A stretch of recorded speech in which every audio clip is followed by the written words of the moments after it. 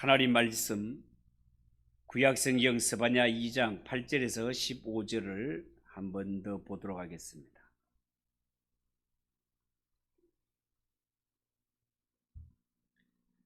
스바냐 2장 8절에서 15절입니다. 한 절씩 교독합니다. 내가 모압의 비방과 암몬 자손의 조롱하는 말을 들었나니 그들이 내 백성을 비방하고 자기들의 경계에 대하여 교만하였느니라.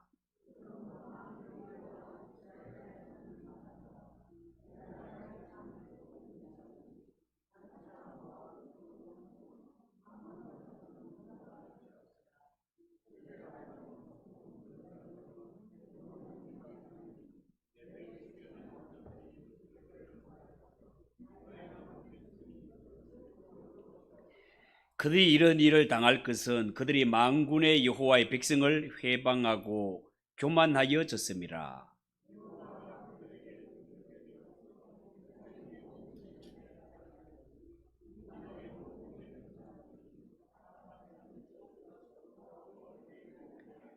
구스 사람들아, 너희도 내 칼에 죽임을 당하리라.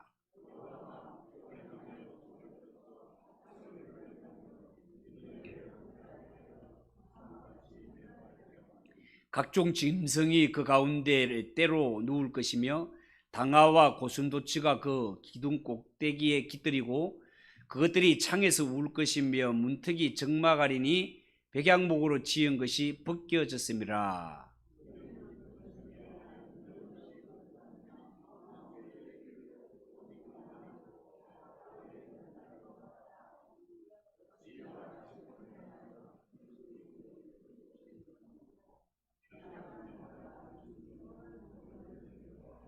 아멘. 다시 한번 기도하겠습니다.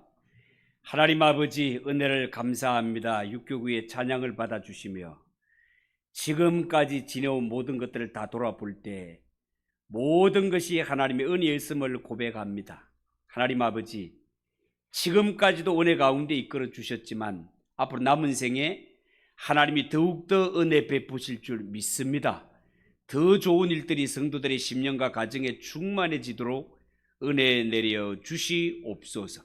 부족한 자가 말씀을 전합니다.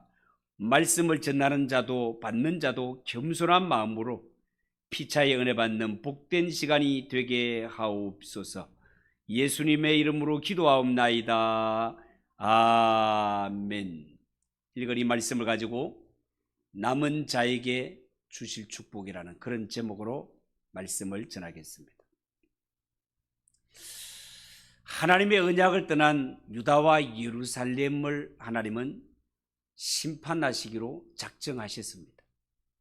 자, 그런데 하나님이 유다와 예루살렘을 심판하실 때 당시에 유다와 가까이 있으면서도 갈등과 충돌을 거듭했던 오늘 성경에 나오는 모압과 암몬 족속, 그들이 당할 심판에 대해서도 아울러 말씀하고 있고, 또한 오늘 이 성경에 보면 유다 백성들과 그렇게 가까운 사이는 아니었지만 이렇게 저렇게 영향을 끼쳤던 구스와 아수르의 심판에 대해서도 말씀하시면서 오늘 성경의 9절에 보면 하반절에 이런 말씀을 남깁니다. 9절 하반절에 내 백성의 남은 자들이 그들을 노략하며 나의 남은 백성이 그것을 기업으로 얻을 것이라. 자, 그렇게 말씀했습니다. 여러분, 이 말씀 가운데 우리는 내 백성이라는 말과 나의 남은 백성이라는 말을 주의 깊게 살펴볼 필요가 있습니다. 여기에 내 백성이라는 말은 히브리 말로 암미라는 말인데 이스라엘 자손을 가리키는 말이 되겠습니다. 그리고 나의 남은 백성이라는 말은 히브리 말로 고임이라는 말인데요, 이 말은 이방인들을 나타내는 말이 되겠습니다. 다시 말해서 이스라엘 백성들이나 또한 이방인들 가운데도 하나님을 인정하고 하나님의 백성들 된 자들이 있단 말이죠. 유대 백성들과 이방인들 중에도 하나님의 백성이 된 자들, 바로 그들이 모압과 암몬 족속의 땅을 앞으로 차지하게 될 것이라는 그런 예언의 말씀이 되겠습니다. 이들이 모압과 암몬 자손의 땅을 차지한다는 말은 반드시 물리적인 땅을 차지한다라는 뜻이기보다는 당시에 모압과 암몬 족속들이 누리고 있던 주도권과 일반 은총이 이스라엘 자손 중에서 바른 신앙을 가진 자들, 그리고 이방인 중에서도 하나님을 믿는 자들, 그들에게로 이 모든 주도권과 일반 은총, 축복들이 넘어가게 될 것이다. 그런 뜻이 되겠습니다. 여러분, 이처럼 하나님께서는 어쩌면 옛날이나 지금이나 보잘것없어 보이는 사람들을 오히려 오른손으로 들어 존귀하게 하시고 그들을 통하여 일하시는 하나님이십니다. 하나님의 손에 붙들려 쓰임받는 자들은 그들이 당시에 보잘것없고 연약한 자들임에도 불구하고 하나님 손에 붙들려 쓰임받는다는 것은 그들에게는 한없는 은혜고 영광이지만, 그러나 반대 극부위에서 자신 스스로 생각하기를 나는 세상에 천없이 똑똑해 세상에서도 잘 나가는 사람이야 라고 믿고 있는 사람들이 하나님이 자신들을 쓰시지 않고 자신들이 볼 때 별로라고 생각하는 자를 통해 하나님이 일하신다면 똑똑하고 잘 나가는 사람에게 있어서 이 상황은 굉장히 큰 시험거리가 된단 말이죠. 여러분 한번 생각을 해보십시오. 하나님께서 본래 지식이 많고 똑똑한 사람들을 쓰시고 높이신다면 아무도 뒤에서 수군거릴 자가 없습니다.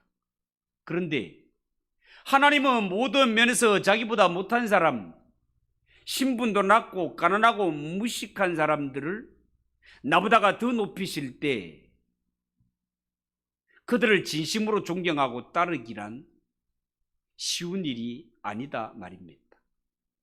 예를 들어서 당시에 하나님이 잘 나가고 강대국이었던 바벨론이라든가 애굽 사람들을 높이셨다면 오늘 성경에 나오는 모압과 암몬 족속들이 별로 의의가 없었을 것입니다.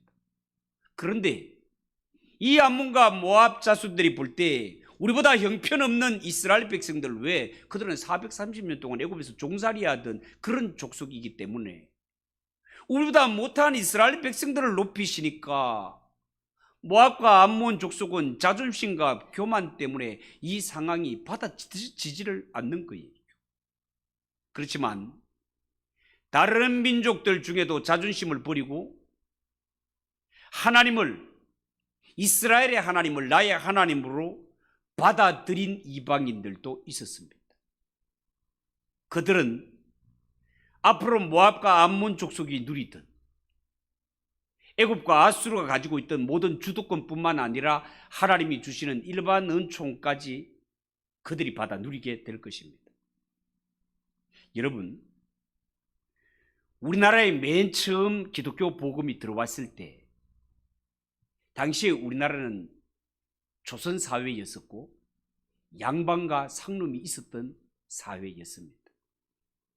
이런 땅에 처음 기독교가 들어왔을 때 우리나라는요, 지체높고 자존심 강한 양반들은 기독교를 선뜻 받아들이지를 못했습니다. 오히려 예수 믿는 자들, 그때는 예수교도 아니고 야소교라고 했죠. 그때 당시에 예수 믿는 사람들은 주로 사회에서 가난하고 신분으로 치면 상놈들, 천민들이었습니다. 그런데 시대가 바뀌면서 새로운 가치관과 교육을 받은 사람들이 예수를 믿게 됩니다. 이러한 자들이 예수를 믿음으로 말미암아 영육간의 복을 누리게 됩니다. 지금도 서울 가면 부자들이 살고 있는 강남 땅에 예수 믿는 사람들이 훨씬 더 많습니다. 이처럼 하나님은 오늘 성경에 남은 백성들이 모압과 암몬의 땅을 차지한다라고 말했고, 이 말 속에는 하나님의 백성된 자들이 겉으로 볼 때는 아무것도 아닌 것 같고 미약해 보일지 모르지만 그들이 하나님을 받아들이고 복음을 받아들임으로 말미암아 그들에게 영적인 주도권은 물론이고 물질적인 축복, 학문적인 축복, 경제적인 축복까지 하나님을 믿는 그들에게 돌아가게 될 것이라고. 성경은 그렇게 예고하고 있다 그 말입니다. 여러분 정말 그렇습니다. 우리가 세계 역사를 살펴보더라도 이 기독교 복음은 항상 세상을 변화시켜 버립니다. 이것은 우리나라뿐만 아니라 세계적으로 공통적으로 나타나는 현상입니다. 변화의 주역은 항상 하나님을 먼저 받아들이고 복음을 먼저 받아들였던 자들이 세상을 변화시킵니다. 그들은 사회적으로 인정받지 못하여서 억압받는 이런 자들이었지만 기독교 복음을 받아들임으로 말미암아 그들이 눈이 열립니다. 정신이 열립니다. 사고방식이 다른 사람들보다 앞서게 됩니다. 그래서 결국은 이 세상의 축복도 먼저 받아 누리게 되더라는 것입니다. 여러분 실제로 세계 국기를 놓고 볼 때 세계 국기에 십자가가 들어가 있는 국기를 가진 나라들은 다 기독교 국가들이고 다 잘 삽니다. 다 잘 살아요. 그러나 복음을 받아들이지 못하고 아직도 우상을 산더미처럼 섬기는 이런 나라들은 여전히 못 먹고 못 삽니다. 가난에 허덕이게 됩니다. 여러분 예수를 잘 믿는 유럽이나 이런 나라들을 가보면 얼마나 선진국이 얼마나 발전했습니까? 그들은 하나님께서 땅을 정복하라, 생육하고 번성하라는 이 말씀에 순종해서 정말 개척자의 정신으로 땅을 정복하고 이렇게 해서 발전을 시켰지만 정복의 대상인 이 세상에 조그마한 바위 덩어리도 신기한 게 있으면 거기에 절을 하고 신기하게 생긴 오래 나무만 돼 있으면 나무에 뭐 이상한 거 걸치고 절을 하고 이런 것들을 전부 우상처럼 산더미처럼 그렇게 섬기는 나라들은 다 가난하게 살아간단 말이에요. 세상을 변화시키는 이러한 자들은 하나님을 믿는 자들이단 말이에요. 여러분 우리 주위에 발달한 이러한 도시들 상황들도 한번 생각해 보세요. 환경의 도전을 받아들이지 못한 도시는요 반드시 도태되게 되어 있습니다. 우리나라에 처음 철도가 들어올 때를 한번 생각해 보세요. 철도가 들어올 때 이 철도를 정말 반가운 마음으로 받아들인 도시는 발전했지만 에헴하면서 감히 우리 땅에 어떤 시끄러운 그런 것이 들어오냐고 해서 철도를 거부했던 도시들은 삼류 도시가 되고 말았습니다. 제가 집이 예천 아닙니까? 제가 알기로는 아마 철도 이게 예천을 먼저 들어올 계획을 가지고 있었는데 그때 당시에 다 옛날 어른들이 에헴하면서 전부 반대해서 그 철도가 이 점촌으로 영주로 다 가는 바람에 영주도 발전하고 문경 점촌도 발전하는데 예천만 완전히 촌으로 남아있는 도태되게 되어 있다 그 말이에요. 여러분 환경의 도전도 중요하지만 환경 도전보다가 더 무서운 것이 복음의 도전입니다. 영국의 유명한 역사학자인 아놀드 토인비는요 옛날 그리스가 얼마나 대단했습니까? 그런데 그리스의 문명의 몰락을 살펴보면 그들이 복음을 거부한 데 원인이 있다라고 그렇게 원인을 제시를 합니다. 그리스가 망하고 도태된 것은 기독교 복음을 받아들이지 않았기 때문이다라는 거예요. 사도 바울이 그리스에 가서 아테네에 가서 복음을 전한 적이 있지 않습니까? 그러나 그들은 기독교의 복음을 받지 않았습니다. 역사학자들은 그것이 그리스의 몰락의 원인으로 본단 말이죠. 오늘 성경 10절 11절을 한번 보십시오. 그들이 이런 일을 당할 것은 그들이 만군의 여호와의 백성에 대하여 교만하여졌습니다. 여호와가 그들에게 두렵게 되어서 세상의 모든 신을 쇠약하게 하리니 이방의 모든 해변 사람들이 각각 자기 처소에서 여호와를 경배하리라 그렇게 말했습니다.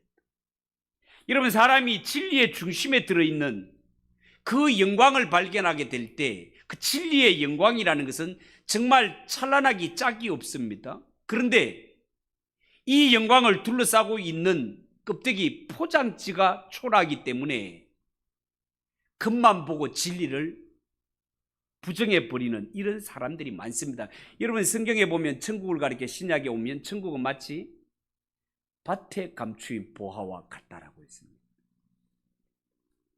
보화라면은 금은방에서도 완전히 그냥 튼튼한 금고 속에 있는 것일수록 진짜 보화 아니겠습니까? 장날 길거리에서 리아카 위에서 2개 1,000원 구면서 이렇게 판다면 그게 진짜겠습니까? 성경에서 천국이 이 땅에 온 모습은 밭에 감추인 보화로 왔다고 했어요. 이게 천국의 신비고 비밀입니다.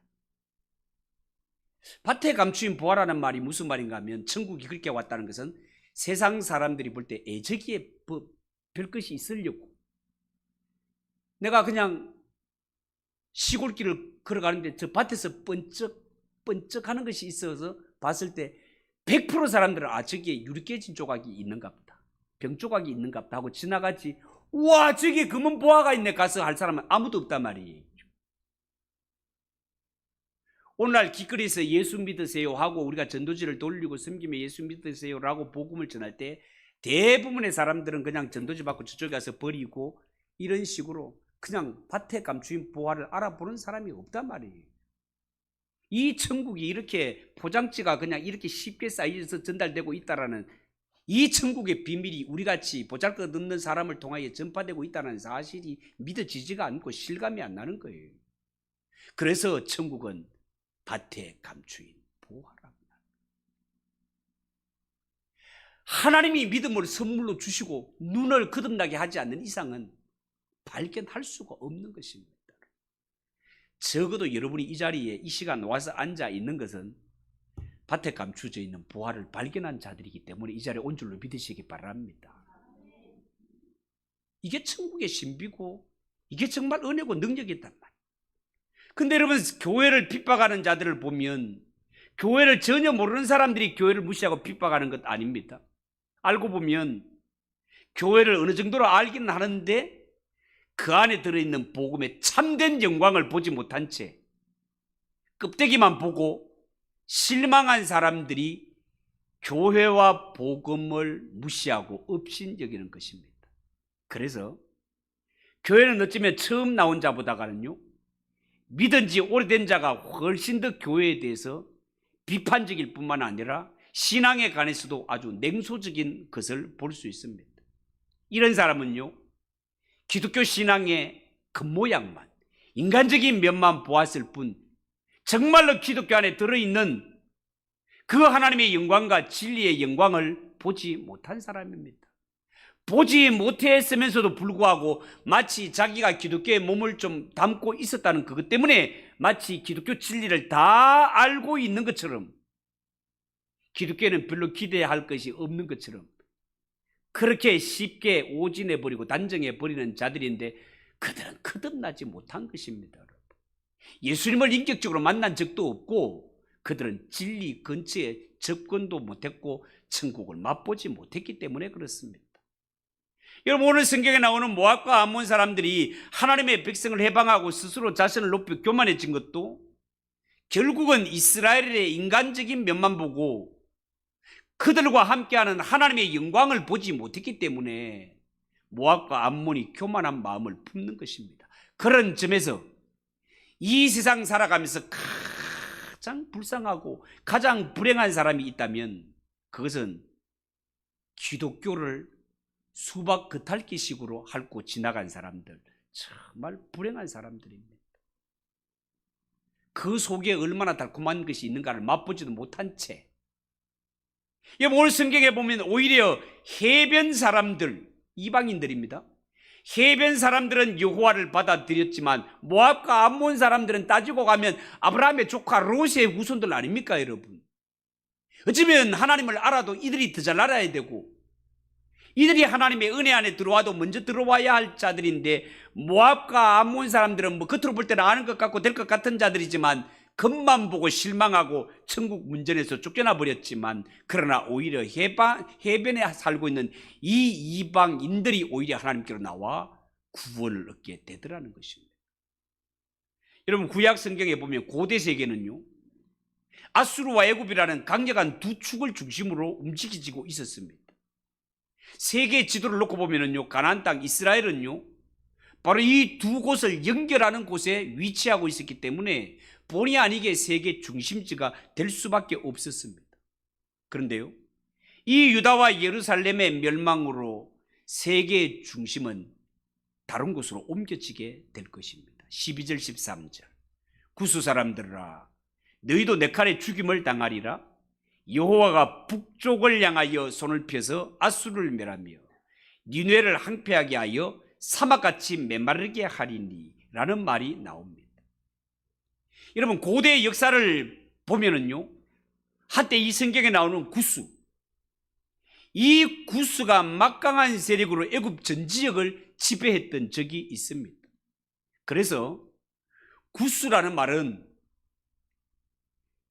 애굽을 의미하기도 하고, 또한 크게는 피부가 검은 사람들을 총칭해서 구스라고 표현을 하기도 합니다. 오늘 여기에 구스를 멸망시킨다라는 말은요, 당시에 세계의 한 축을 이루고 있던 애굽을 멸망시킨다는 뜻이 되겠습니다. 그리고 또 다른 한 축인 아수르도 멸망시켜서 어떻게 해요? 사막과 같이 황무하게 만들어 버리겠다라고 말씀하셨습니다. 이 말은요, 하나님께서 이제 유다와 예루살렘의 멸망을 통해서 세계 질서를 재편성하시겠다는 그런 의미가 되겠습니다.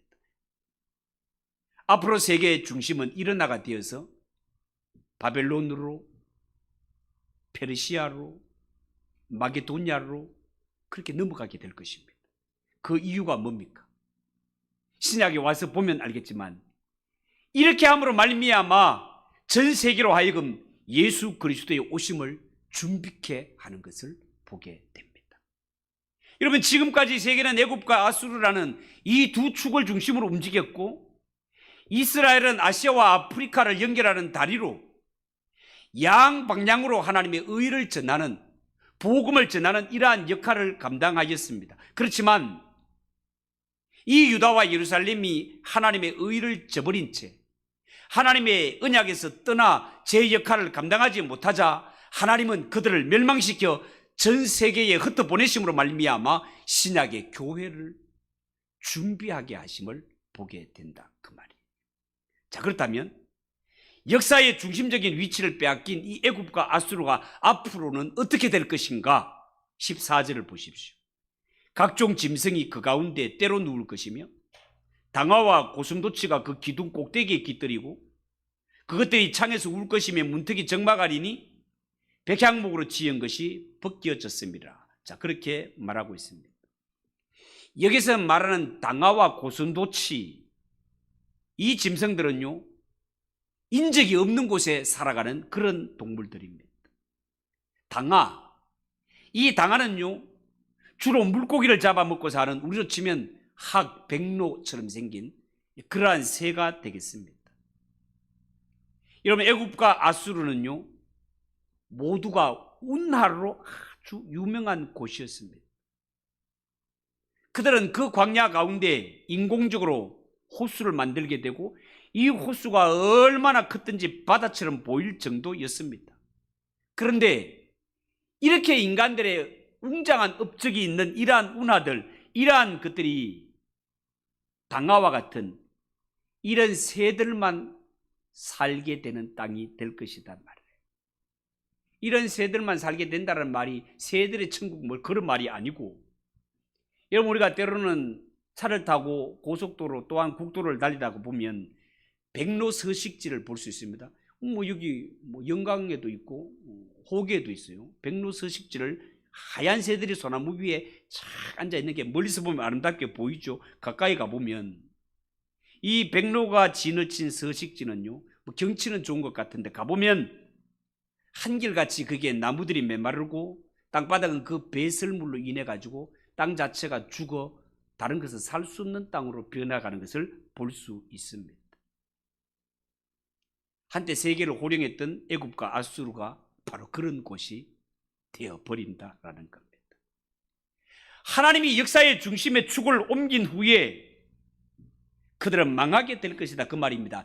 이제 세계는 새로운 곳으로 나아가게 된다, 그 말이에요. 15절은 이 두 곳을 향한 조롱의 말씀이 되겠습니다. 이는 기쁜 성이라 염려 없이 거주하며 마음속에 이르기를 오직 나만 있고 나 외에는 다른 이가 없다 하더니 어찌 이와 같이 항폐하여 덜 짐승이 엎드릴 곳이 되었는고 지나가는 자마다 비웃으며 손을 흔들리로다.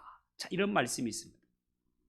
여러분, 그동안 역사의 중심에서 애굽과 아수르가 강대국으로 활동할 수 있었던 것은요, 하나님이 그들에게 힘을 실어 주셨기 때문입니다. 그런데 선지자의 예고에 의하면 이제 하나님은 이 세계를 새롭게 재편하실 것입니다. 재편하시는 하나님의 계획 안에는 애굽과 아수르, 바벨론, 페르시아, 당시에 대제국이었지만 하나님이 역사를 새롭게 편성하실 때 이러한 나라들은 하나님 앞에 잠깐 지나가는 나라에 불과하고, 그 대단했던 알렉산더 마게도니아도 잠깐 스쳐가는 나라에 불과하고, 오직 영원한 나라는 로마 시대에 탄생하게 될 그리스도의 나라밖에 없다, 그 말입니다. 그리스도의 나라가 영원하다, 그 말이에요. 여러분 한번 생각해 보세요. 고대 시대에 바벨론, 페르시아, 또한 이 마케도니아, 애굽과 아수르, 얼마나 대단한 나라였습니까? 얼마나 대단한 나라였지만, 그러나 성경에 예고한 대로 그 이름들은 이제 역사책에서나 고고학 자료에서나 남아 있을 뿐, 다 역사 가운데서 사라지고 말았습니다. 여러분 혹시 로마에 가보신 분들이 계십니까? 이탈리아 말입니다. 저는 가보았습니다. 로마에 가본 사람들이 한결같이 느끼는 것이 뭡니까? 어떻게 이 작은 나라가 그 옛날에 이렇게 전 세계를 지배할 수 있었던가 의심이 듭니다. 그렇게 전 세계를 지배했고 모든 길은 로마로 통한다라는 말이 지금도 회자될 정도로 그 강력했던 로마, 지금은 가보면 그 로마의 유명한 역사의 광장에 연세 높으시고 백발된 노인들만 그냥 어슬렁거리면서 그렇게 다니고 있으며, 비둘기들만 한가하게 날아다니고, 때를 이루고 다니고 있는 사람들은 관광객들만 깃발 들고 한 줄로 서가지고 구경하러 돌아다니고 있을 뿐입니다. 여러분, 이런 일을 통해서 우리가 깨닫는 것이 뭡니까? 과연 이 인류의 역사를 주관하시는 분은 하나님이시구나라는 것을 알 수 있고, 이 인류의 역사는 하나님의 말씀이 예언한 대로 그대로 되어져 가는구나라는 것을 우리는 깨달을 수 있다, 그 말이에요. 세상 나라는 아무리 강력해도 영원한 나라가 없다는 거예요. 구소련이 이렇게 갈라져서 냉전시대가 끝나버릴 줄 누가 알았겠습니까? 이는 하나님이 하신 일이다 말이죠. 성도들이 엎드릴 때마다 저 공산 정권이 무너지게 하시고 평화적으로 통일되게 해주세요라고 그렇게 기도하는 성도를 하나님께서 그 기도를 들으셔서 이 공산 치하에 있는 백성들을 불쌍히 여기신 일이다, 그 말입니다. 소련이 무너지고 난 이후에 그곳에 얼마나 많은 기독교 젊은이들과 선교사들이 들어가서 거기서 복음을 전하고 있는지 모릅니다. 여러분, 우리에게 있어서 이슬람 세력은 적대 세력이고 잊혀진 곳 아닙니까? 그런데 아시다시피 미국의 9.11 테러 사건이 일어나면서부터 전 세계가 이슬람에 대하여서 관심을 가지기 시작했고, 이 엄청난 불행한 사건을 기회로 해서 하나님께서는 이슬람권 지역에 구원을 얻을 수 있는 구원의 문을 열어주셔서 거기에도 복음이 들어가게 하신 하나님이라는 것을 알 수 있습니다. 여러분, 역사를 보면 당시에 세계를 호령했던 이러한 엄청난 이러한 제국조차도 하나님이 촛대를 옮겨버리시면 완전히 쇠락해 버리는 것을 우리가 볼 수 있습니다.